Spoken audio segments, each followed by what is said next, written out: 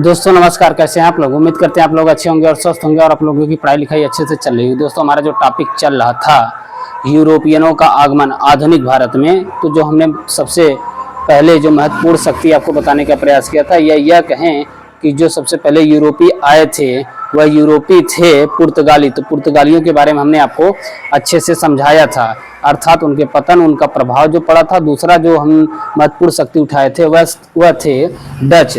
तो Dutch east India company को पहले वीडियो में हमने आपको अच्छे से समझाने का प्रयास किया था। यह डच ईस्ट इंडिया कंपनी का आखिरी वीडियो है। इसमें हम Dutch east India company Bharat में इस्टेब्लिश क्यों नहीं हो पाई, उसका जो प्रमुख कारण था उस पर चर्चा करने का प्रयास करते हैं। तो आइए देर न करते हुए दोस्तों शुरू करते हैं डच ईस्ट इंडिया कंपनी के पतन का कारण। डच ईस्ट इंडिया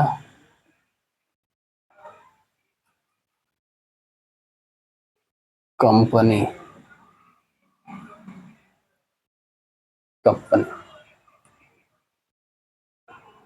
पतन के कारणों पर अगर चर्चा करें दोस्तों, सबसे पहला कारण जो निकल के आता है वह यह है कि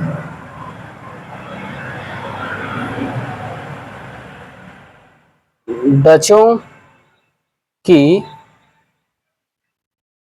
नौसैनिक कहें या सामुद्रिक शक्ति, यानी समुद्र में जो सेना होती थी उसे नौसैनिक कहा जाता था। तो नौसैनिक शक्ति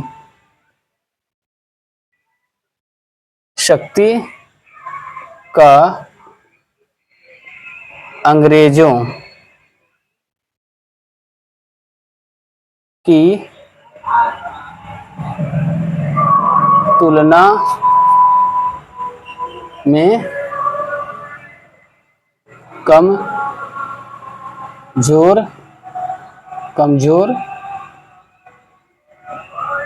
होना। अब नौसैनिक शक्ति कमजोर थी अंग्रेजों से। कैसे थी कि दोस्तों 1754 में हल्की सी झड़प होती है। 1754 में डच अंग्रेजों से हार जाते हैं। कहाँ? इंडोनेशिया में यह युद्ध हो रहा था।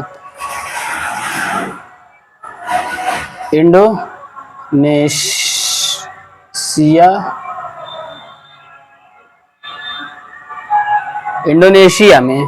और दोस्तों भारत में जब यह लोग एक युद्ध भारत में भी लड़ते हैं डच किससे? अंग्रेजों से। तो वह युद्ध याद रखिएगा, कभी कभी एग्जाम में यहां से पूछता है। तो वह युद्ध लड़ते हैं 1759 में। 1759 में कौन सा युद्ध हो रहा है? वेदरा का युद्ध है। वेदरा का युद्ध किनके मध्य हो रहा है दोस्तों? तो वही डच हैं और दूसरी तरफ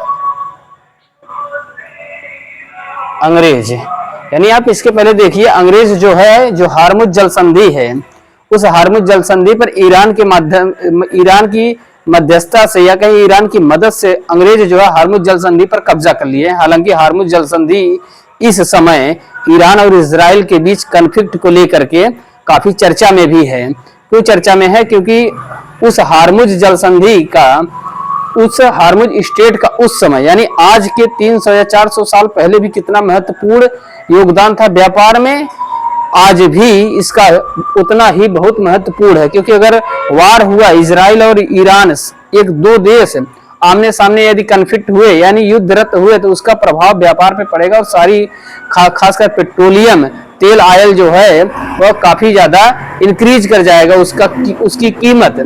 ऐसा लोग अनुमान लगा रहे हैं। कुछ लोग ये भी बता रहे हैं कि उसका रेट अभी भी 4 से 5% बढ़ गया है, यानी तेलों का। तो आप समझ सकते हैं हार्मुज जल संधि पर उस समय भी कितना महत्वपूर्ण था हार्मुज जल संधि। यानी 1759 में वेदरा का युद्ध होता है डच और अंग्रेजों के मध्य। तो इसमें जो है अंग्रेजों की विजय होती है। और एक दोस्तों यह कारण यह भी था कि यह जो डच थे ये खासकर इंडोनेशिया या कहें मध्य पूर्व एशिया की तरफ है व्यापार करने की ज्यादा इन लोगों की दिलचस्पी थी, अर्थात ये भारत में उतने लगन से व्यापार करने के इच्छुक नहीं थे। क्यों नहीं थे? क्योंकि शायद जहां तक उम्मीद यह लगता है कि भारत में पुर्तगाली और अंग्रेज कहीं न कहीं आमने सामने अक्सर हो रहे थे, तो इनका एक कारण यह भी था। तो हमने आपको यहाँ पे बताने का प्रयास किया। और दोस्तों 17 यह बताया जाता है कि 1814 में संपूर्ण रूप से 1814 में यह जो डच होते हैं 1814 में डच कोचीन को, जो उनकी प्रमुख कोचीन को अंग्रेजों को सौंप कर या कहें बेचकर अंतिम रूप से चले जाते हैं। 1814 में डच कोचीन अंग्रेजों को सौंप कर या बेचकर अंतिम रूप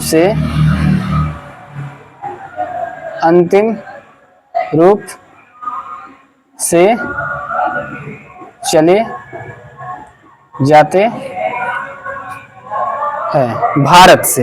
यानी अब डच जो है ईसाई धर्म का प्रचार कर रहे हैं दक्षिण पूर्व एशिया की तरफ, यानी मसालों के द्वीप जो इंडोनेशिया कहा जाता था वहां पर व्यापार की अपनी गतिविधियां ज्यादा एक्टिव कर रहे हैं, यानी ज्यादा एग्रेसिव हैं दक्षिण पूर्व एशिया के साथ व्यापार करने के लिए। इसलिए यह है आप कहें कि डच ईस्ट इंडिया कंपनी के पतन का प्रमुख कारण यह भी था।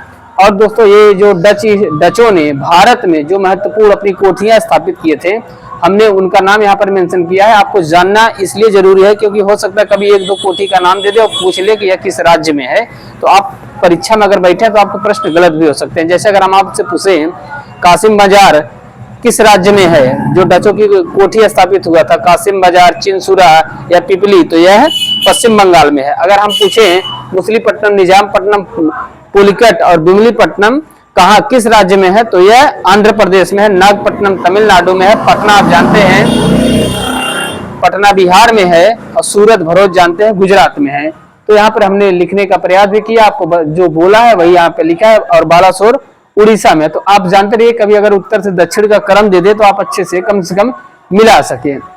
तो ये था दोस्तों, हमने यहाँ पे लिखा मछलीपट्टनम, निजामपट्टनम, पुलिकट, बिमलीपट्टनम आंध्र प्रदेश में है। उनका हमने डेट भी लिखा है। मछलीपट्टनम में 1605 में, निजामपट्टनम में 1608 में, पुलिकट में 1610 में, बिमलीपट्टनम में 1641 में। जो महत्वपूर्ण डेट है हमने वही यहाँ पर मेंशन करने का प्रयास किया है। नागपट्टनम 1690 में यह प्रमुख केंद्र बनता है डचों का, या कहीं एक राजधानी के रूप में कार्य करता है।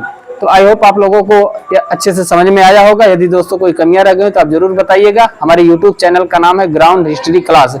अगर आप एक सीक्वेंस वे में इतिहास पढ़ना चाहते हैं तो आधुनिक भारत में हम यह क्लास जो है यूट्यूब पर ग्राउंड हिस्ट्री क्लास के नाम से चला रहे हैं। आप वहां पर यूट्यूब पर सर्च करिए, हमारे चैनल को सब्सक्राइब करिए और हमें आगे बढ़ाइए। तो दोस्तों कोई कमियां रह गई हो तो आप जरूर बताइएगा। धन्यवाद।